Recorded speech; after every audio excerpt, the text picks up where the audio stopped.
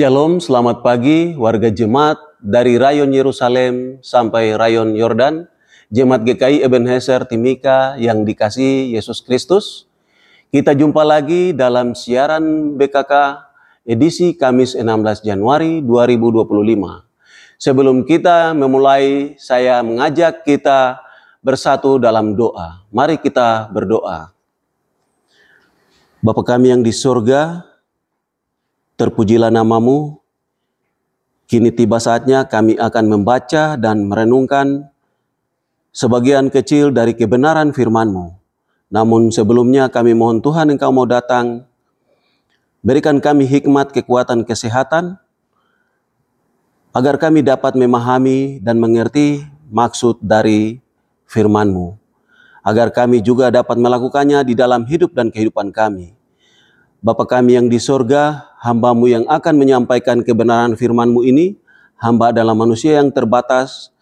Kiranya Tuhan Engkau mau memberkati hamba-Mu, Engkau mau berkata-kata lewat hamba-Mu, untuk hamba dapat menyampaikan sabda kebenaran firman-Mu. Bapa kami yang di surga, kami siap mendengar sabda kebenaran firman-Mu. Amin. Jemaat yang Tuhan Yesus kasihi, pembacaan firman Tuhan yang terangkat dalam kitab Perjanjian Baru, yaitu 1 Korintus 1 ayat 18 dan ayatnya yang ke-19. Saya akan membacakan bagi kita sekalian. Tema pembacaan kita, hikmat Allah dan hikmat manusia. Ayatnya yang ke-18, sebab pemberitaan tentang salib memang adalah kebodohan bagi mereka yang akan binasa, tetapi bagi kita yang diselamatkan, pemberitaan itu adalah kekuatan Allah. Ayat 19, karena ada tertulis, aku akan membinasakan hikmat orang-orang berhikmat dan kearifan orang-orang bijak akan kulenyapkan. Sampailah di sini pembacaan kita yang dikatakan berbahagia bila kita yang membaca dan merenungkan kebenaran firman di setiap hari.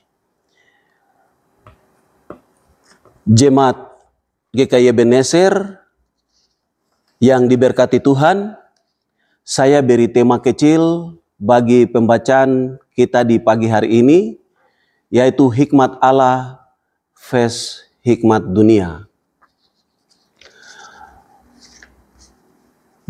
Jemaat yang diberkati Tuhan, motivator tampaknya menjadi figur yang cukup digemari masyarakat dalam beberapa tahun belakangan ini.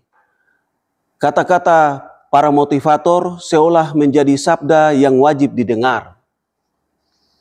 Sehingga tak heran bila beberapa stasiun radio dan televisi kemudian memiliki program khusus bagi mereka.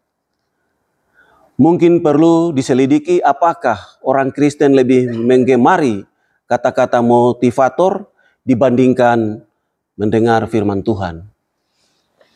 Jemaat yang diberkati Tuhan, lalu bagaimana sikap orang dalam mendengarkan berita Injil? Rasul Paulus mengatakan bahwa pemberitaan Injil yang dia lakukan menghasilkan dua efek yang berlawanan. Efek yang pertama, Injil merupakan kekuatan Allah bagi orang yang diselamatkan. Dan efek yang kedua, Injil dianggap sebagai kebodohan oleh orang-orang yang akan binasa.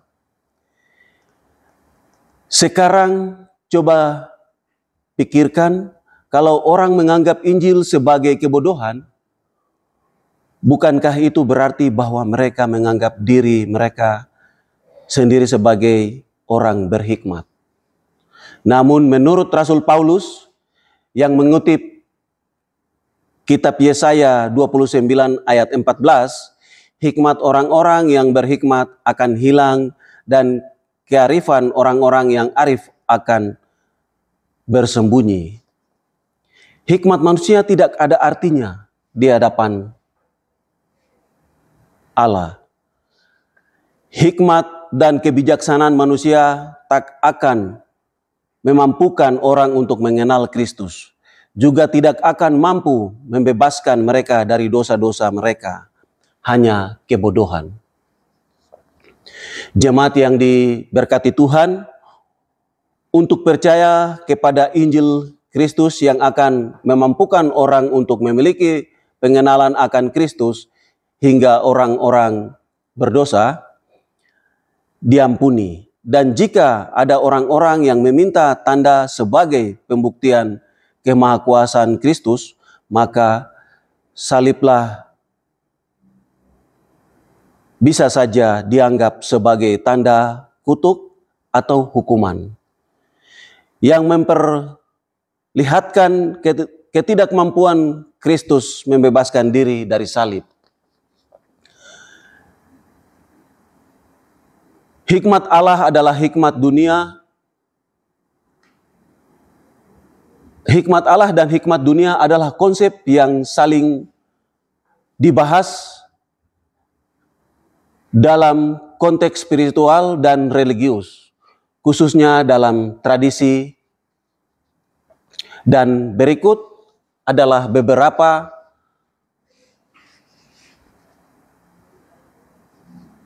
hikmat yang adalah pengertian masing-masing. Hikmat Allah adalah kebijakan yang berasal dari Tuhan, yang mencerminkan kebenaran, kekudusan, dan kehendak-Nya.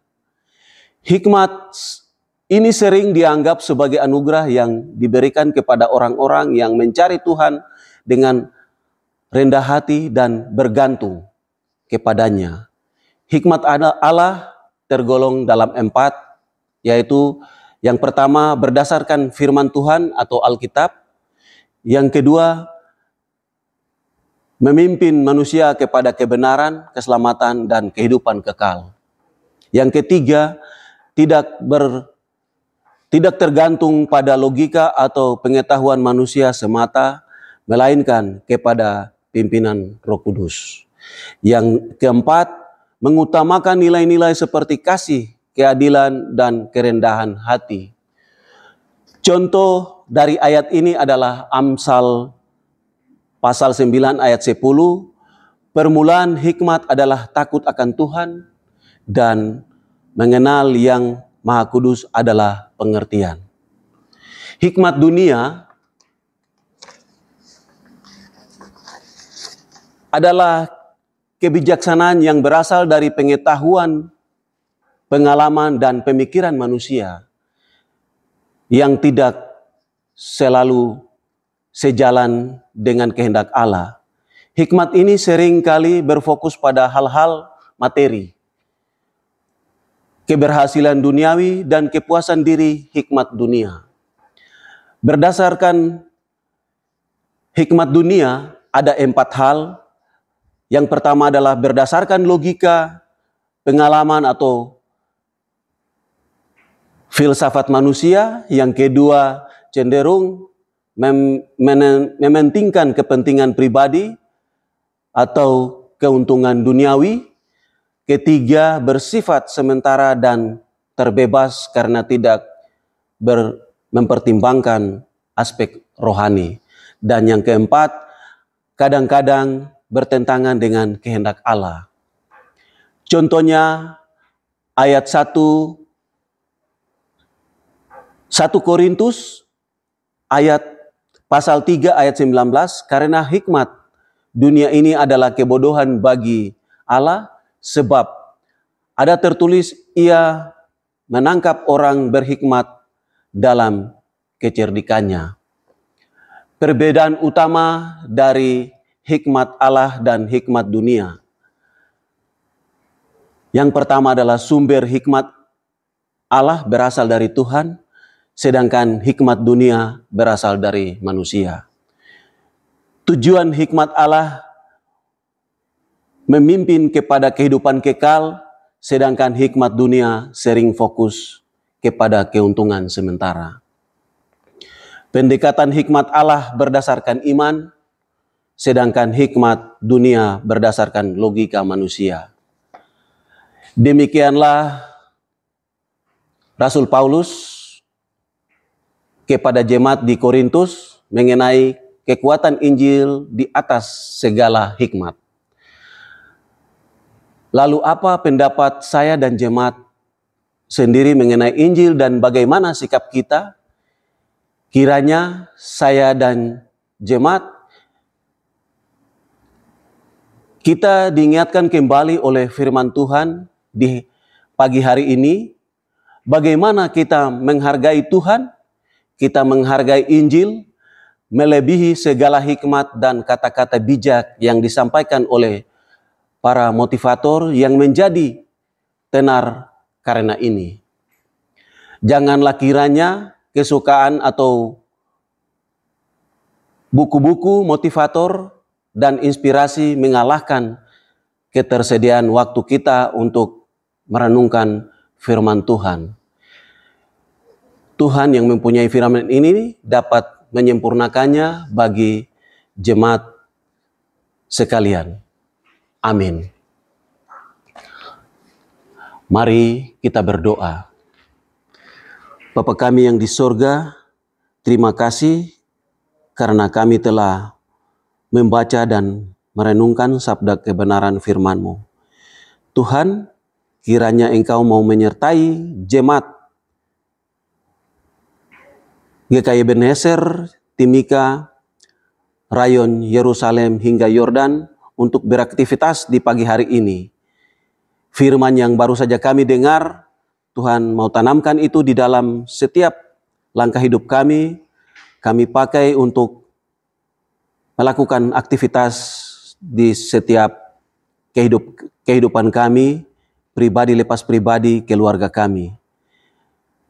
Bapa kami di dalam kerajaan sorga, segala usaha, kerja yang kami lakukan untuk kehidupan keluarga kami di minggu kerja di hari Kamis tanggal 16 Januari 2025, Tuhan kiranya terus memberkati kami senantiasa. Inilah doa dan permohonan kami yang kami naikkan hanya di dalam nama-Mu Yesus Kristus yang adalah Juru Selamat kami yang hidup. Kami telah berdoa dan mengucap syukur. Haleluya. Amin.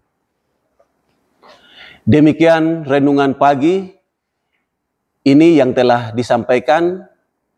Tuhan Yesus Kristus memberkati kita semua. Shalom.